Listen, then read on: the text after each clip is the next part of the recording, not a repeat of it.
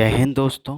ये हमारे lecture series का दूसरा लेक्चर है जिसमें हम भारत में जो विभिन्न कंपनियां आई जिन्हें हम कॉलोनियल कंपनीज या औपनिवेशिकवाद कंपनियां कहते हैं उनकी चर्चा करेंगे।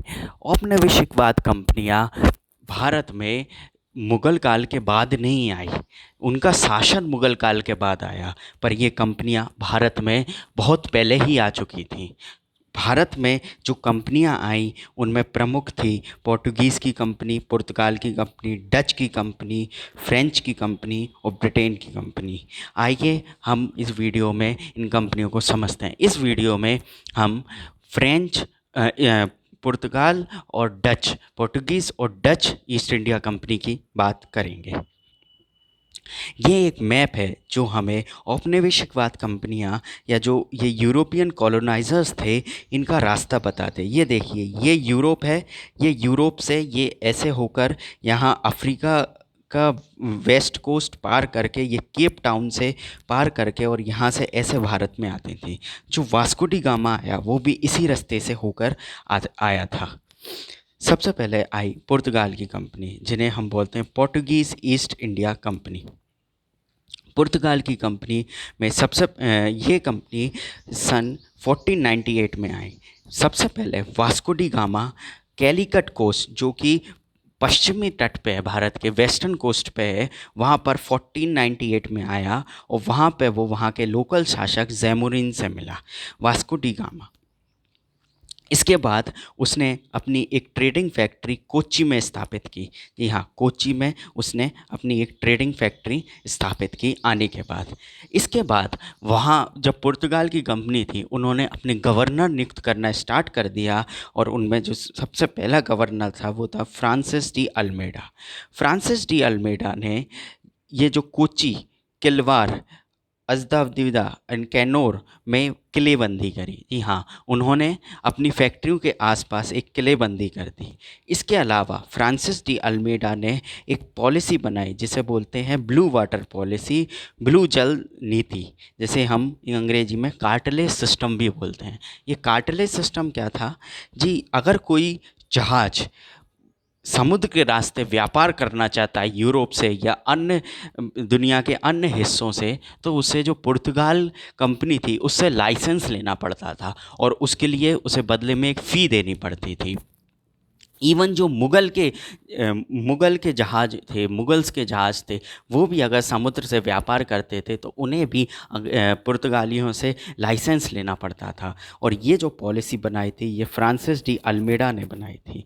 तो ये एग्ज़ाम में पूछा जाता है। इसके अलावा उनका जो दूसरा गवर्नर था उसका नाम था एल्फोंस डी आरबीक्यू। जी हाँ, एल्फोंस डी आरबीक्यू। इसका कार्यकाल 1505 से 1515 तक था। इसने अपना हेडक्वार्टर कोच्चि पे बनाया और इनने ड्यू को कॉन्कर किया 1509 में और गोवा को कैप्चर किया 1510 में। ये याद रखिएगा, सन 1509 में दमन एंड दीव को कैप्चर किया और 1510 में गोवा को कैप्चर किया। एक और जो फेमस इनका गवर्नर है वो है नीनो दा कुन्हा। नीनो दा कुन्हा इसलिए फेमस है क्योंकि इसने अपना हेड क्वार्टर कोच्चि से लेकर गोवा में शिफ्ट कर दिया था। अपना मुख्यालय कोच्चि से लेकर गोवा कर लिया था। तो हमने 3 गवर्नर पढ़े। सबसे पहले वास्को डी गामा आया, इसके बाद गवर्नर में फ्रांसिस डी अल्मेडा जिसने ब्लू वाटर पॉलिसी बनाई यहीं और फोर्ट्स बनाए, एल्फोंस डी आरबीक्यू जिन्होंने कोच्चि पे मुख्यालय बनाया, दमन और गोवा को कैप्चर किया, और नीना दो कुन्हा जिन्होंने कोच्चि से गोवा पर हेडक्वार्टर शिफ्ट किया। इसके अलावा भी पुर्तगालियों ने और भी कई काम किए, जैसे उन्होंने भारत में प्रिंटिंग प्रेस लाए। जी हाँ, सबसे पहले भारत में प्रिंटिंग प्रेस पुर्तगाली ही लाए थे। इसके अलावा उन्होंने चेन्नई के पास सेंट थोमेन और नागपट्टनम जो कि आंध्र प्रदेश है वहाँ पर भी अपना बेस इस्टेब्लिश किया, वहाँ पे अपना पोस्ट बनाई। इसके अलावा जो साउथ इंडिया में जो दक्षिण भारत में प्रमुख युद्ध होते थे जैसे कि विजयनगर एम्पायर और बहमनी एम्पायर, इनके बीच में भी वो युद्ध में एक महत्वपूर्ण भूमिका निभाते थे। इसके अलावा उनका मराठाओं से भी लड़ाई चलती रहती थी। उनके जो जहाज़ थे, सबसे पहले उन जहाज़ों पर जो तोप की तैनाती थी वो पुर्तगालियों ने उन्होंने की थी। इसके अलावा वो भारत में आलू जैसे पोटैटो, टबैको, पाइनएप्पल, लीची, आलू, तंबाकू, अनानास और लीची और अन्य फल और सब्जियां वो भारत लाए। अगली कंपनी है डच की company. Dutch east India company Bharat में सबसे पहले उसने मसूलीपट्टनम में 1605 में अपना फैक्ट्री इस्टेब्लिश की। इसके बाद उन्होंने जो नागपट्टनम था, जो पुर्तगालियों का था, उस पर कब्ज़ा किया और पुर्तगालियों से उसे छीन लिया। इसके बाद उन्होंने 1609 में पुलिकट और 1616 में सूरत में अपनी फैक्ट्री इस्टेब्लिश की।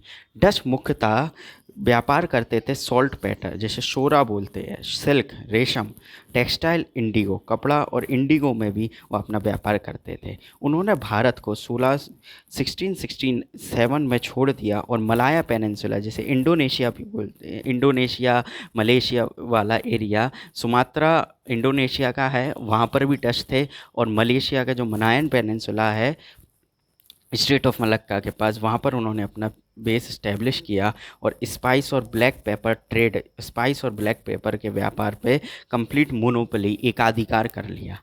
भारत में उनका अंतिम युद्ध अंग्रेज़ों से हुआ, जिसे बैटल ऑफ हुगली की लड़ाई और बैटल ऑफ बेदारा का युद्ध कहते हैं, जो कि 1759 में दोनों हुए। जी, यही इम्पॉर्टेंट था पुर्तगाल और डच के बारे में। अगले वीडियो में हम ब्रिटिश और फ्रेंच ईस्ट इंडिया कंपनी के बारे में पढ़ेंगे।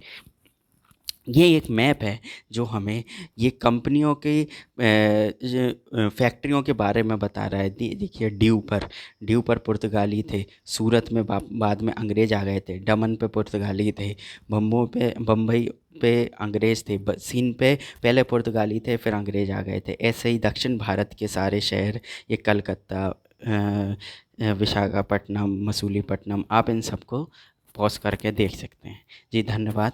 जय हिंद।